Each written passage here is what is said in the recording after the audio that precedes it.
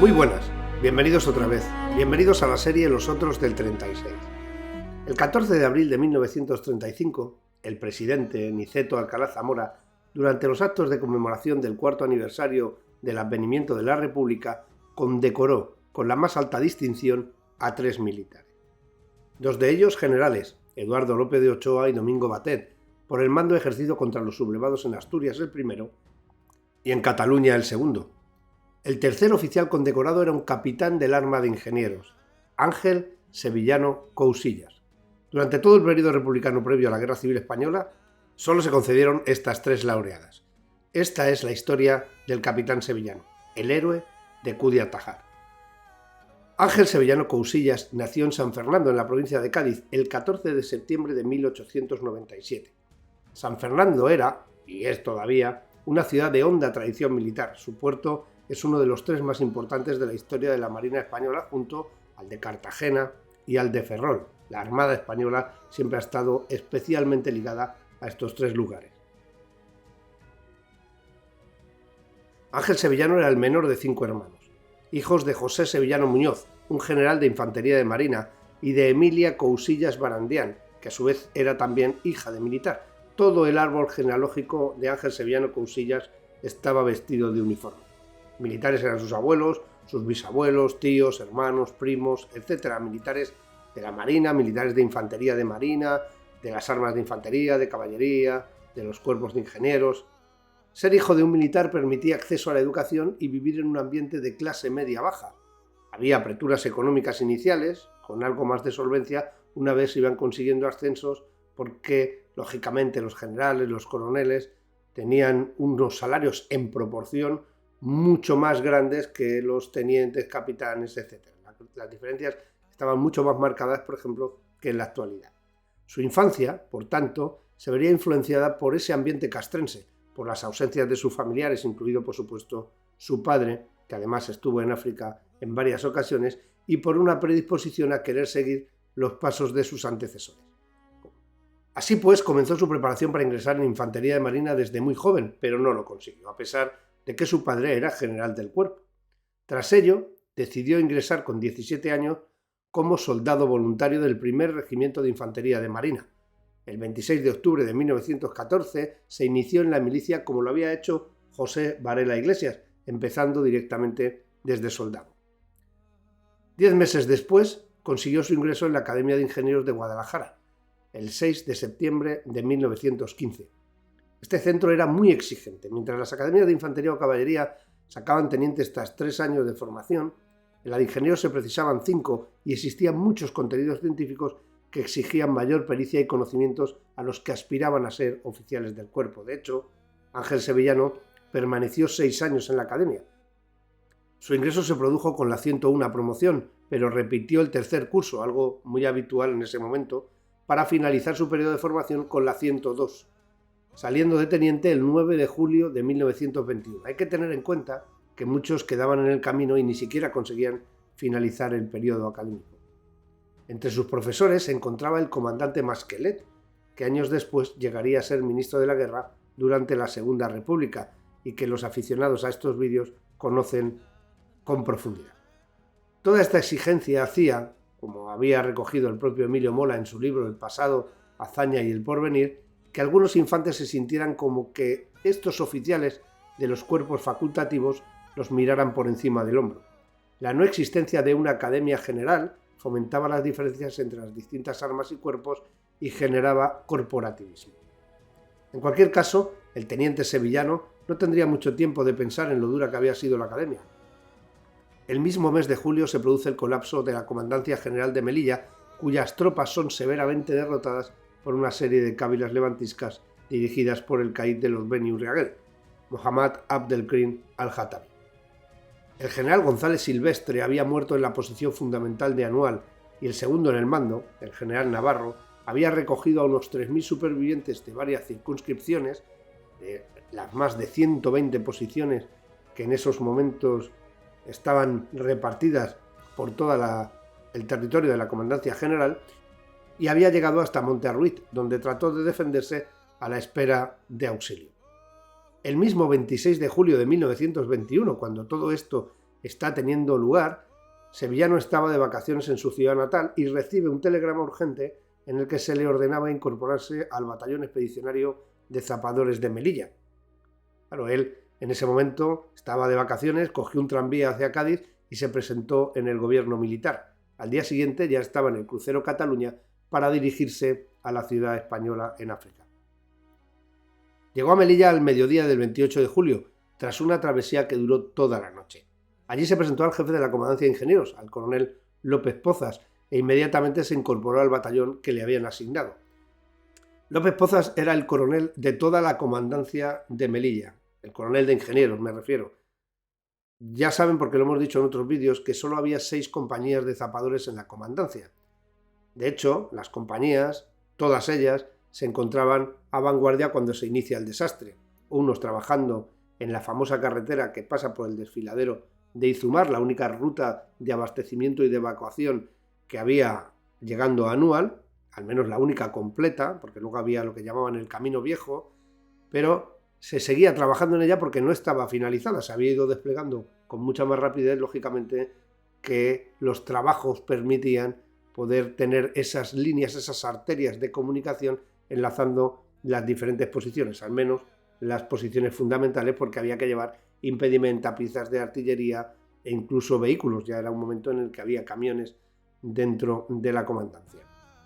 Bien, pues los pocos zapadores que quedaban se habían incorporado a la columna del general Navarro y ahora mismo se encontraban en Monte Arruiz. Sevillano llevaba una semana de teniente y ya se dirige a incorporarse a su compañía que estaba en el zoco del Jat de Benisicár. En estos momentos la situación era tan precaria que el objetivo era reocupar varias posiciones en las inmediaciones de la ciudad y fortificarlas, porque la misión principal era que Melilla no cayera en manos de los rebeldes. Con la llegada de la ingente cantidad de hombres de refuerzo, se trató de contener el impulso imparable de los rifeños que ya tenían ocupado el Gurugú y que amenazaban incluso a la ciudad. Zoco del Jat de Benisicár era una posición más o menos elevada que dominaba toda la pequeña península al norte de Melilla.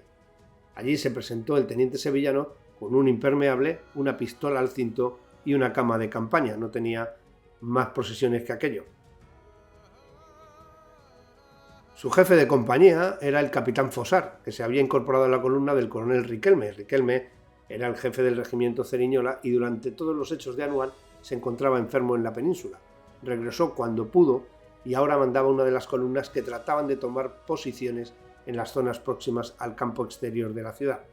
Sevillano, como todos los zapadores, está implicado en multitud de trabajos. Los ingenieros siempre son pocos y siempre están desbordados por todas las tareas encomendadas: reforzar alambradas, mejorar los parapetos, construir bloqueos, cavar posiciones defensivas, reparar caminos, hacer nuevos senderos. Así, nuestro teniente refuerza la alambrada de Tiza y al día siguiente refuerza la del zoco del Jat. Tras la muerte de Silvestre, el general Dámaso Berenguer había llegado a la ciudad haciéndose cargo de las operaciones. Ya saben que Dámaso Berenguer era el alto comisario en Marruecos. El general Navarro aún resistía en Monte Arruiz con la esperanza de ser socorridos. Recuerden que tenía 3.000 hombres con él. Lo mismo sucedía en las posiciones de Nador y del aeródromo de Celuán. Sin embargo, Berenguer decide centrarse con todos los refuerzos en la defensa de Melilla y abandona a su suerte todos los focos de resistencia. A Silvestre lo había relevado al frente de la comandancia otro general de caballería, el general Cavalcanti. Sevillano se mueve todos estos días de agosto en las inmediaciones de Tiza y del zoco del Jat. Allí, el día 4, recibe su bautismo de fuego justo cuando iba a volar unas casas próximas a la posición de Tiza. En la voladura, ya saben también que el empleo de los explosivos como herramienta de trabajo es otra de las misiones de los zapadores. En la voladura, como digo, a causa de una pedrada de la detonación, resulta herido de gravedad el capitán Fosar, jefe de la compañía. Construyen también un bloqueo para proteger la aguada de la posición de Tiza y continúa reparando parapetos del zoco del Jat. Al marchar el capitán Fosar al hospital, el teniente sevillano se ve, de repente, como jefe de una compañía de zapadores en campaña, solo semanas después de recoger su despacho de teniente. Permaneció trabajando en las posiciones mencionadas hasta el 13 de agosto, fecha en la que regresó a Melilla. Así iba a continuar todos estos días de agosto y primeros de septiembre, habilitando pozos, moviéndose por las inmediaciones de la Restinga. La Restinga es, como saben, una zona al suroeste de la ciudad, saliendo con su compañía, apoyando las diferentes columnas que emergen desde Melilla, tratando de ir ganando terreno. Así le vemos con el general Sanjurjo, con el general Cabanellas, integrándose con las demás unidades de otras armas para proporcionar el apoyo de zapadores a las mismas. La columna era lo que hoy conocemos como agrupación táctica, una unidad interarmas formada específicamente para una misión encomendada. Agrupaba unidades de infantería, legionarios, regulares, caballería, artillería, zapadores, tropas de intendencia, sanidad, etc., porque no existían las unidades mixtas. Las primeras unidades mixtas de la historia española son precisamente las brigadas mixtas del Ejército de la República en 1937, pero hasta ese momento había regimientos de infantería, grupos o regimientos de artillería, batallones o regimientos de zapadores o de ingenieros, en fin, eran unas unidades orgánicas específicas de cada cuerpo o arma que se unían formando columnas. Dependiendo del tamaño de la columna, el mando podía ser un general, si agrupaba a varios batallones, podía ser un coronel, si todo se hacía en la base de un regimiento de infantería, un teniente coronel, etcétera, etcétera. Por fin, llegan a Nador el 23 de septiembre de 1921. Los zapadores del teniente sevillano iban encuadrados en la columna del general Cabanellas. Al llegar comienzan a demoler casas desde las que la posición fundamental de Nador había sido hostigada. Allí también les toca remover una bomba de aviación, que Sevillano, el joven teniente e inexperto teniente, coge con sus manos para desplazar a una zona segura. Lógicamente, aquello era una temeridad y lo hizo por desconocimiento, porque mover una munición de ese tipo que ha sido disparada, o en este caso lanzada desde un avión y que no ha explosionado, es muy, muy, muy peligroso. En Nador permanecía varias semanas realizando diferentes trabajos. Allí se queja de las moscas, en su diario comenta que se come todos los días 3 o 4, también de los chinches, esto lo hará recurrentemente. Por fin, el 14 de octubre, llegan al aeródromo de Celuán, una de las posiciones que habían resistido hasta su caída a primeros de agosto y en la que fueron asesinados todos sus defensores. Por primera vez comienzan a ver los cadáveres de la desventura, así lo describiría el propio sevillano. Tras fortificar Celuán, por fin, el día 24 de octubre de 1921, 2 meses y medio después de su caída, las tropas españolas con 2 columnas mandadas directamente por el general Berenguer y por el general Cabanellas llegan a Monte Ruin.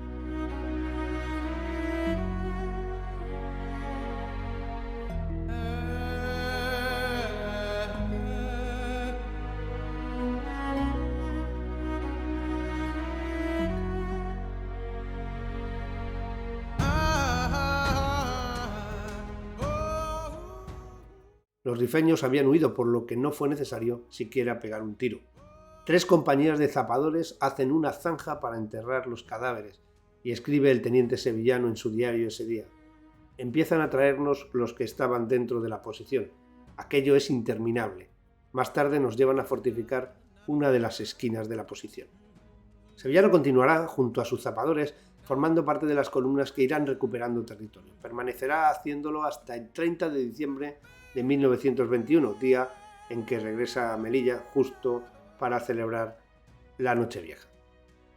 Va a continuar también en 1922 realizando operaciones en el mismo sentido. El 27 de mayo trabajará en Candusi, preparando una pista firmada desde el famoso río Igán hasta esa posición. Todos ustedes recordarán el río Igán y las cargas del regimiento Alcántara para permitir el repliegue o la retirada del resto de sus compañeros. Allí el Alcántara se sacrificó. Sus trabajos durante todo el segundo semestre de 1922 y el inicio de 1923 se basan en la reparación y habilitación de pistas para que las rutas logísticas queden perfectamente consolidadas. Ya me habrán escuchado decir que, desde mi opinión, la dificultad y la falta de consistencia de la ruta de abastecimiento y evacuación que llegaba a la posición fundamental de Anual fue clave también para que no se pudiera disponer de las necesidades logísticas para poder resistir desde la posición de Anual.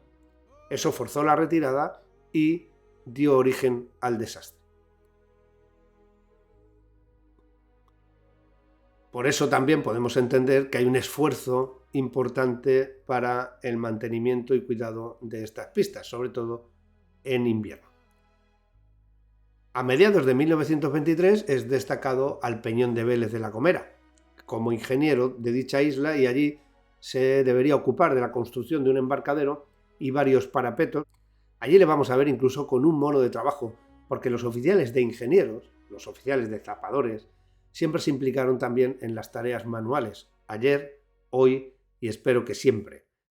En agosto de 1923, la posición de Tifaurín había quedado asediada. La sombra de Igueriben se cernía sobre los españoles y era fundamental auxiliar a los sitiados. Los zapadores con el teniente sevillano también participarían en esas columnas de liberación de la posición, acción en la que destacó también el coronel Salcedo Molinuevo, que fue uno de los primeros protagonistas de esta serie. Por fin, el 17 de septiembre de 1923, tras más de 2 años en África, el teniente sevillano Cousillas es destinado al 6º Regimiento de Zapadores Minadores en la ciudad de Oviedo, muy lejos de su San Fernando natal. No obstante, y para sacar partido de su experiencia en el RIF, pocas semanas más tarde es designado con carácter forzoso como ayudante de profesor, y allí se inició en la docencia dando clases de geometría. En 1925, a los 27 años de edad, se casó con Ramona Pérez Gutiérrez, una mujer de San Fernando que también tenía ascendencia militar. La boda tuvo lugar en la ciudad del nacimiento de los dos cónyuges el 5 de abril, y a los pocos meses se le concede una cruz al mérito militar con distintivo rojo por los méritos acumulados durante su periodo en el protectorado.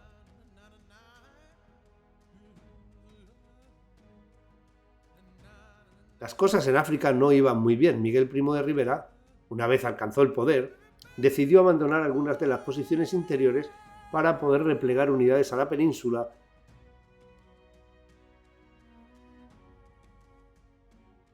y ahorrar la enorme parte del presupuesto que se llevaba a la campaña en el protectorado. Primo de Rivera y su gobierno tenían pensado desviar fondos de los que se empleaban en África en desarrollo de infraestructuras y otros asuntos que ellos consideraban de mayor importancia en la península. De esta manera decide replegarse a una línea próxima a la costa en la que se mantuvieran aseguradas las comunicaciones entre Tetuán, la capital del protectorado, con Ceuta, Azalquivir, en la comandancia militar de Larache, la zona internacional de Tánger y la capital del protectorado francés en Fez. España se había comprometido a que la zona internacional de Tánger no fuera atacada y por tanto debía al menos asegurar todas las comunicaciones al sur de la misma para evitar que los rifeños pudieran llegar a alcanzar, los rifeños y los yebalíes, ¿no? Los rifeños son los de Abd el-Krim y en estos momentos Tetuán, Ceuta forman parte de la Yebala, no forman parte del Rif, pero es la República del Rif la que se ha ido expandiendo y ha ido ocupando también los territorios dentro de la Yebala. Por supuesto, además de mantener las comunicaciones entre Ceuta, Tetuán, Azalquivir, que eran territorios del protectorado español, también se exigía esas comunicaciones con Tánger y con la capital del protectorado francés en Fez. Esto va a llevar implícita una operación de repliegue, mientras los rifeños y las cábilas yebalíes, que ya se habían ido sometiendo a Abd el-Krim, aprovechan para hostigar a los españoles en su movimiento hacia la línea planeada. Aquí se comete un error estratégico también, porque Primo de Rivera anuncia que se va a hacer una operación de repliegue hacia esa línea. Abd el-Krim, conocedor de todos estos planes, va a aprovechar para hostigar especialmente durante toda esta maniobra y causará numerosas bajas. A dicha línea se la denominó línea Estella porque Primo de Rivera era marqués de Estella. Ya existía una autoproclamada República del Rif, con el caid de Ben Gurion como jefe del Estado, una república que no habían reconocido más que algunos países, entre ellos la Unión Soviética, y el repliegue de la línea Estella va a ser otro revés para los españoles y otro éxito de nuevo para los rifeños. Los españoles volverán a tener miles de bajas. Es cierto que la retirada de Sabuén, protegida la retaguardia por unidades de la Legión mandadas por el teniente coronel Francisco Franco, pudieron paliar un desastre mayor que podía haberse producido en caso de no haber tenido esta brillante actuación los legionarios, ¿no? Abd el-Krim se creyó invencible y una vez los españoles se habían conformado con mantenerse en el norte, miró hacia el sur y pensó incluso en la posibilidad de desbancar al sultán que se encontraba en el protectorado francés, en Fez. Atacó la línea de posiciones francesa al norte de su territorio, unos 60 bloqueos y posiciones fortificadas que se encontraban al sur del río Huerga. El río Huerga era el límite para los franceses para su protectorado. Había luego una especie de zona colchón, porque los españoles nunca ocuparon su protectorado hasta 1926-1927. La mayor parte del territorio que correspondía a España estaba en manos en estos momentos de los rifeños, y los franceses perdieron más de 5.000 hombres en su particular desastre de Anual, aunque con mucha menos repercusión mediática, lógicamente. La mayoría de las tropas franceses eran nativos venidos de otras colonias, y tras la Primera Guerra Mundial, la muerte de varios miles de soldados de tropas coloniales no hacía temblar al Estado francés como hizo Anual con el español. Lo de los franceses y el río Huerga, no obstante, abrió una ventana de oportunidad de colaboración entre Primo de Rivera y la República Francesa. Se planeó una operación conjunto combinada. Mientras que las tropas francesas de tierra ejercerían presión desde el sur, los españoles, apoyados con algunos buques franceses, desembarcarían en la bahía de Alhucemas para caer sobre el corazón del territorio de los Beni Israel. Su capital, Axdir, estaba muy próxima a esta bahía, y de esa manera el centro neurálgico del territorio, la capital de esa autoproclamada República del Rif, podía caer después del desembarco.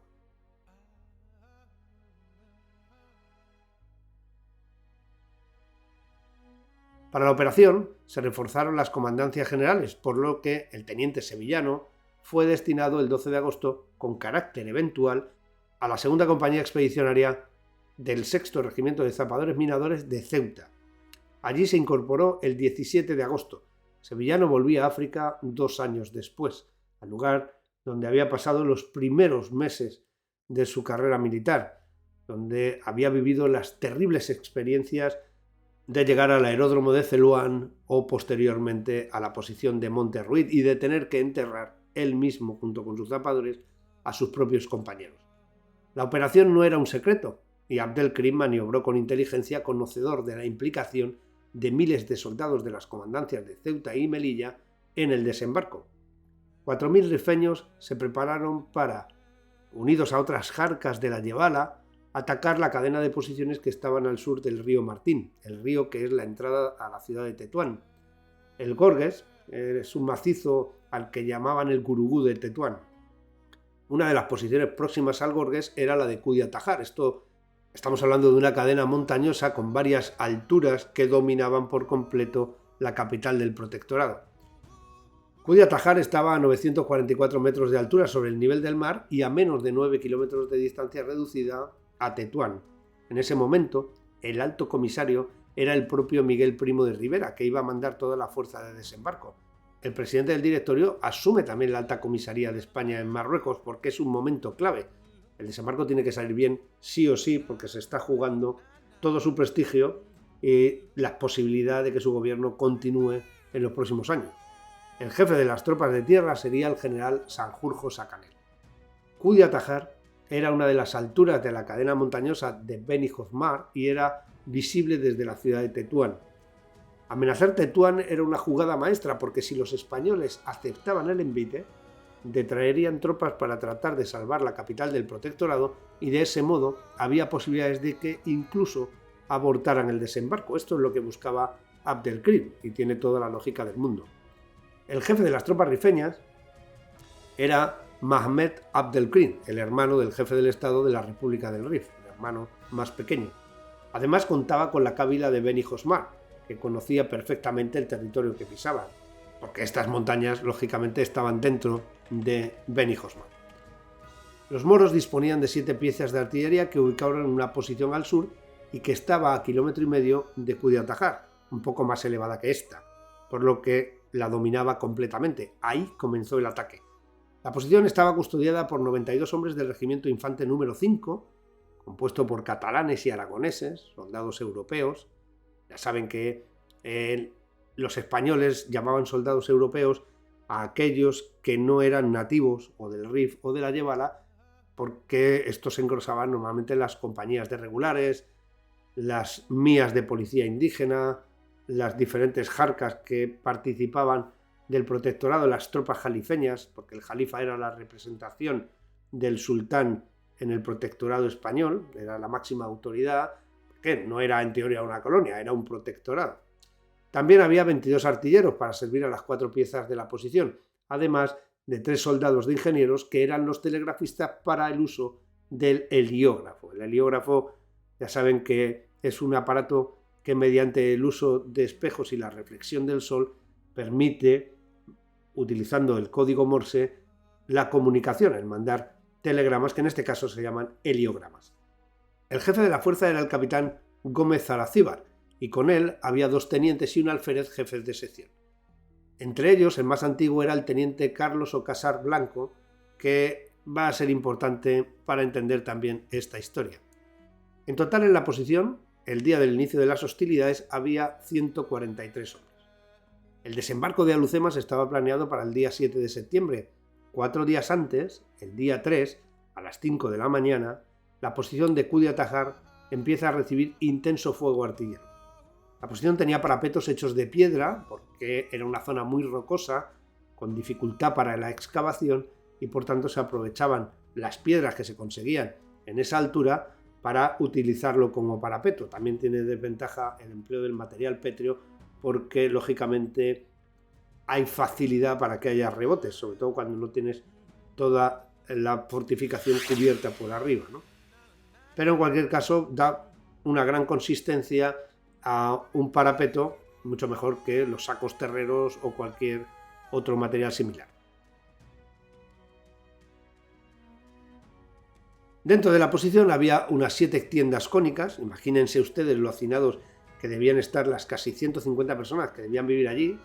Una tienda cónica, por lo general, no tenía espacio para más de 10 o 12. Además de las tiendas, había algún edificio levantado con mampostería, con tejados improvisados. Los parapetos quedaron parcialmente destruidos con los primeros fuegos de artillería, además de incendiar las tiendas y causar 14 muertos, entre ellos el teniente jefe de los artilleros. Tras la preparación por el fuego, que es el proceso lógico y normal, los moros trataron de asaltar la posición, pero se consiguió resistir este primer envite. A las 12 del mismo día, del día 3 de septiembre de 1925, se produce un segundo asalto que también es repelido. Primo de Rivera recibió las noticias de lo que estaba pasando en Kudya-Tajar, estando ya embarcado para la operación. Ordenó inmediatamente que una porción de la legión regresara a Tetuán y que saliera a auxiliar Kudya-Tajar, porque lógicamente era la llave para poder entrar en Tetuán, pero no iba a parar su operación de desembarco en la bahía de Alhucemas. El primer y único refuerzo llega el mismo día 3 por la tarde.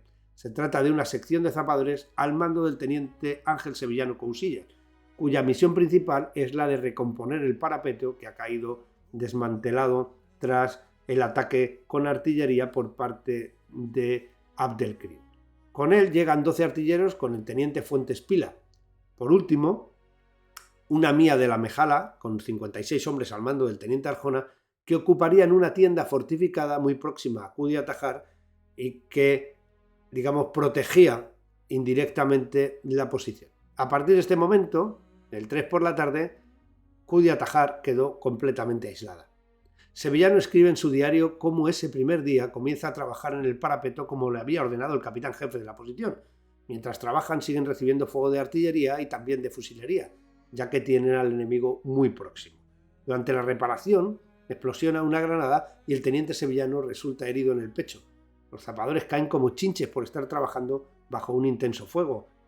Uno de los problemas que tienen los ingenieros, por supuesto, es que muchas veces tienen que trabajar bajo fuego enemigo y que necesitan de la protección de otras armas para poder continuar con sus tareas. El día 4, viendo todas las bajas que están teniendo, se les ordena dejar el Tajo, que los ingenieros cubran uno de los sectores del perímetro, ya defendiéndose como un infante más. De esa manera combatirían en las trincheras. Sevillano, herido, sigue mandando la posición. Hay otra explosión cercana, porque estaban constantemente hostigados por un fuego de artillería, y nota cómo la metralla le desgarra un muslo. Todos los oficiales, en este día 4 por la noche, están heridos. Los cañones de los españoles han sido inutilizados por los proyectiles de los moros, había 4 cañones, y el teniente de artillería, Fuentes Pila, trata de cambiar el emplazamiento del único cañón para apuntarlo a esa cota desde donde están recibiendo fuego y poder hacer algo de contrabatería. El único cañón que aún se mantenía en pie, el joven teniente intenta moverlo por sí mismo, pero un proyectil explosiona próximo a él y le secciona las dos piernas, que a la postre causaría la muerte del infortunado artillero. El día 5, fruto de las heridas del día anterior, muere el capitán jefe de la posición, quedando al mando el teniente sevillano Cousillas, porque era el más antiguo de los oficiales que quedaban allí. Reunió a los otros oficiales, 2 tenientes y un alférez, como hemos dicho, todos ellos heridos en este momento, y les comunicó que asumía el mando. Tan solo quedaban 48 hombres capaces de defenderse. Los tienen muy cerca, escuchan cómo les gritan que ya han entrado en Tetuán, que es inútil resistirse, se les promete que respetarán sus vidas. El día 6, Sevillano pide por heliógrafo agua, municiones, refuerzos. La situación es desesperada. Todo hace recordar a lo que había pasado en Igueriben. Los días 7, 8 y 9 están agotados. El teniente escribe en su diario cómo el hedor de los muchos cadáveres es insoportable. Los colocan tendidos en el suelo, pero no pueden enterrarlos, y dice sobre la tropa: nuestros soldados aragoneses y catalanes en su mayoría vibran de patriótico entusiasmo.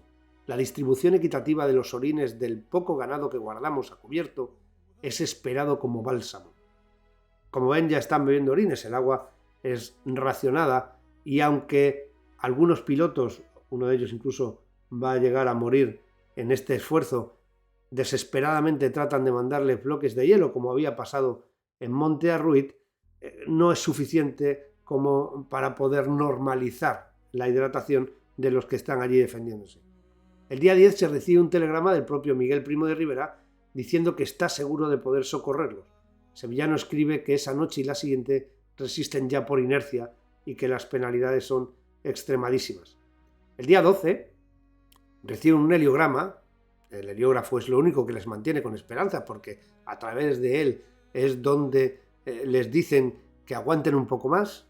Bien, pues en este caso, el día 12, como estaba comentando, otra vez el propio Primo de Rivera dice que la columna de socorro se está abriendo paso y que mañana a las 12, mañana estamos hablando del día 13, llegarán a ellos.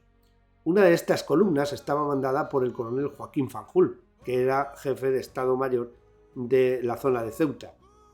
El avance de las fuerzas de socorro fue muy lento.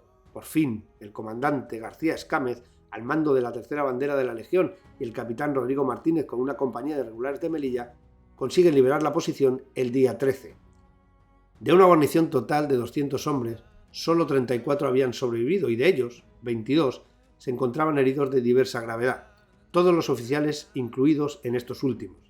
En total, incluidas las columnas de socorro, hubo 977 bajas, 208 muertos, 752 heridos y 17 desaparecidos.